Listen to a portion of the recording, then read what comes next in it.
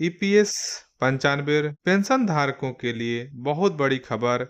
Basic salary 21,000 तथा pension 10,500 रुपये। तो चलिए जानते हैं पूरा कैलकुलेशन क्या है।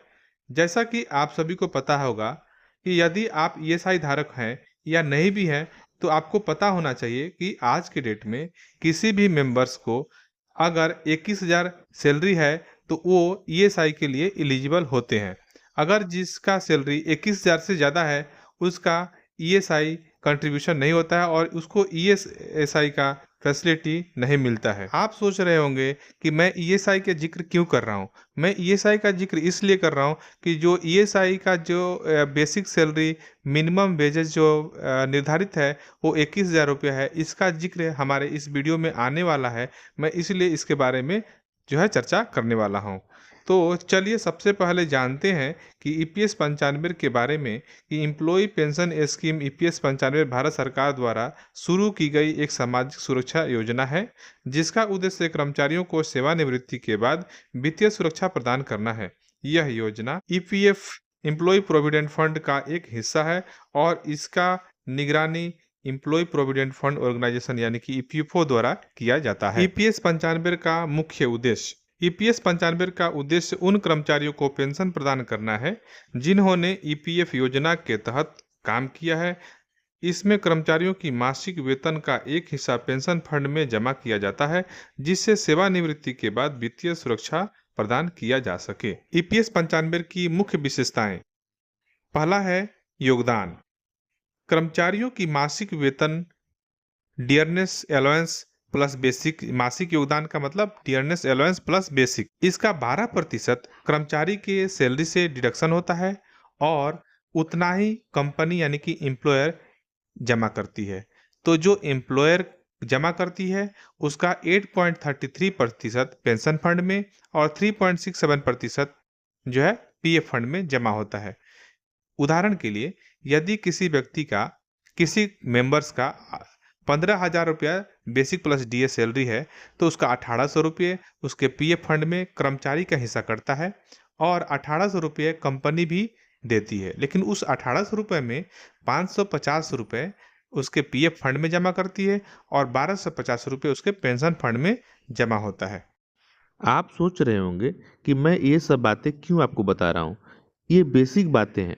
जब तक इन बेसिक बातों को आप समझेंगे नहीं तो मैं जो आगे आपको कैलकुलेशन बताने वाला हूँ 10,500 रुपया किस प्रकार आपको पेंशन मिलेगा या 58 वर्ष के बाद आपको कितना पेंशन प्राप्त होगा, वह कैलकुलेशन आपको समझ में नहीं आएगा।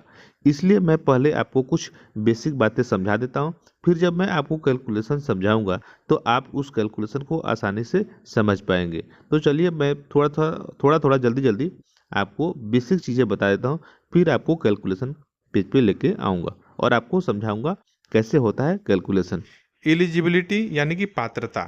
ईपीएस के लाभ प्राप्त करने के लिए कर्मचारी को ईपीएफ योजना का हिस्सा रहना होगा और कम से कम 10 वर्ष की सेवा पूरी करनी होगी। 10 वर्ष का मतलब 120 महीना। टोटल सर्विस में से एनसीपी डेज माइनस करने के बाद टोटल सर्विस 10 वर्ष होनी चाहिए।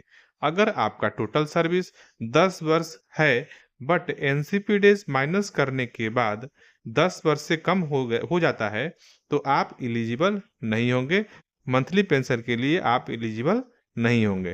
पेंशन पाने के लिए वैसे तो 58 वर्ष की उम्र होनी चाहिए, पर आप 50 वर्ष की आयु में भी मंथली पेंशन के लिए अप्लाई कर सकते हैं। वृद्धा पेंशन, बाल पेंशन, परमानेंट डिसेबिलिटी जिसे हम पूर्ण अपंगता कहते हैं, ऐसी स्थिति में कर्मचारी को जो मैंने पहले बताया 10 वर्ष की सर्विस और 58 वर्ष उम्र पूरा होना चाहिए, यह लागू नहीं होता है।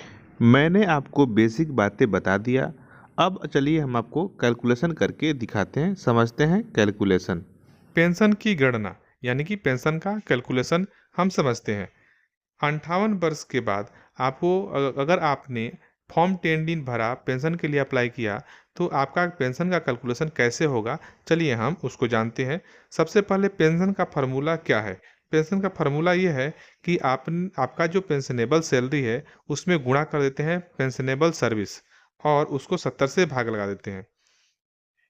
पेंशनेबल सैलरी का मतलब होता है कि आपके पिछले 60 महीने का जो भी बेसिक सैलरी प्लस डीए है उसका औसत निकाल लेंगे और उसमें पेंशनेबल सर्विस से गुना कर देंगे। पेंशनेबल सर्विस कैसे निकालेंगे? पेंशनेबल सर्विस होता है कि आपने टोटल कितने माह काम किया उसको दिन में कन्वर्ट कर लीजिए, और नहीं तो आपने टोटल कितने दिन काम किया वह निकाल लीजिए और उसमें से आप एनसीपी डेज माइनस कर दीजिए। एनसीपी डेज वह डे होता है जिसका कंट्रीब्यूशन, जिस अब्सेंट पीरियड का कंट्रीब्यूशन आपके पीएफ में जमा नहीं होता है, जिस पीरियड का कंट्रीब्यूशन आपके पीएफ में जमा नहीं होता है वो होता है एनसीपी डेज। तो वो डेज माइनस कर देंगे और 70 से भाग लगा देंगे तो आपका पेंशन का अमाउंट निकल जाएगा कि आपको मंथली पेंशन कितना मिलने वाला है। तो एक उदाहरण के द्वारा हम इसे समझते हैं। सपोज दैट किसी व्यक्ति के पिछले 60 महीने का औसत बेसिक प्लस डीए हो रहा है 15,000 रुपये और उसने टोटल 30 वर्ष नौकरी पूरा कर ली है। तो अगर उस फार्मूले पर हम इसको रखेंगे तो 15,000 गुणा 30 वर्ष की नौकरी भागा 70, इसका अमाउंट बन रहा है 6,428 रुपये। तो आपका जो मासिक पेंशन हो जाएगा वो 6,428 रुपया मंथली मासिक पेंशन के रूप में प्राप्त होगा। अब आपके मन में एक सवाल उत्पन्न होता होगा कि 58 वर्ष के बाद कितना पेंशन? बेसिक कैलकुलेशन यह है कि पेंशन की गणना जो मैंने आपको पहले एक फार्मूला बताया उसके अनुसार होगी और अगर इस अनुसार से है तो आप अपने सर्विस और अपने पेंशनेबल सैलरी के हिसाब से कैलकुलेशन करके आप निकाल सकते हैं। सरकार के पास फिलहाल में दो अलग अलग तरह के कानून चल रहे हैं। पहला कानून श्रम मंत्रालय ने फिक्स किया है कि अगर जिनका सैलरी 21,000 रुपया से कम है या 21,000 तक है उनको ईएसआई का लाभ मिलेगा। दूसरी तरफ पेंशन के लिए कह रहा है कि जिसका सैलरी 15,000 रुपये है उसके ऊपर जिसका सैलरी है उसका भी 15,000 ही माना जाएगा, यानी कि पेंशन का की गणना 15,000 रुपये अधिकतम बेसिक प्लस डीए मानकर कैलकुलेशन होगा, जिसके कारण लोगों को 7,500 से ज़्यादा पेंशन नहीं मिल पाता है। तो सरकार को चाहिए कि वर्तमान समय में पेंशन की गणना करने के लिए पेंशनेबल सैलरी 21,000 रुपया कम से कम होनी चाहिए। अगर 21,000 रुपया मिनिमम पेंशनेबल सैलरी होता है तो आपको आराम से 10,500 रुपया मंथली पेंशन प्राप्त हो जाएगा। वह कैसे होगा? तो चलिए एक कैलकुलेशन के द्वारा समझते हैं। मान लेते हैं किसी व्यक्ति का, किसी कर्मचारी का एवरेज बेसिक सैलरी 21,000 रुपया है और वह 35 साल तक नौकरी करता है। तो 21,000 गुणे 35 भागा 70 तो 10,500 रुपये आपका ये पेंशन अमाउंट बनता है। तो चलिए आइए जानते हैं कि पेंशन को अधिकतम करने के लिए क्या-क्या सुझाव जरूरी है, क्या-क्या सुझाव मेरे तरफ से है। ज़्यादा से ज़्यादा पेंशन प्राप्त करने के लिए सुझाव: एक्सटेंडेड सर्विस, लंबी सेवा से पेंशन अधिक प्राप्त होते हैं। दूसरा, ऑप्टिमाइज सैलरी स्ट्रक्चर, वेतन में उच्च मूल वेतन और डीए शामिल करें। तीसरा, स्टे अपडेटेड, ईपीएस के नियमों में होने वाले बदलाव से हमेशा अवगत रहें। चौथा, हर साल बेसिक सैलरी बढ़नी चाहिए। पांचवा, नौकरी ज्वाइन करते वक्त बेसिक सैलरी का ध्यान अवश्य रखें। छठा, कोशिश करें कि आपकी बेसिक प्लस डीए 15,000 रुपये से कम ना हो।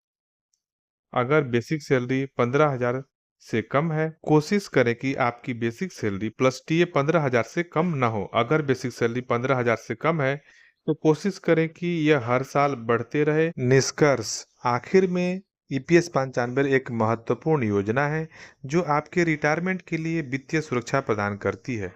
पेंशन की गणना समझना और किसी भी अपडेट के बारे में जानकारी रखना आपके भविष्य की योजना को बेहतर बना सकता है।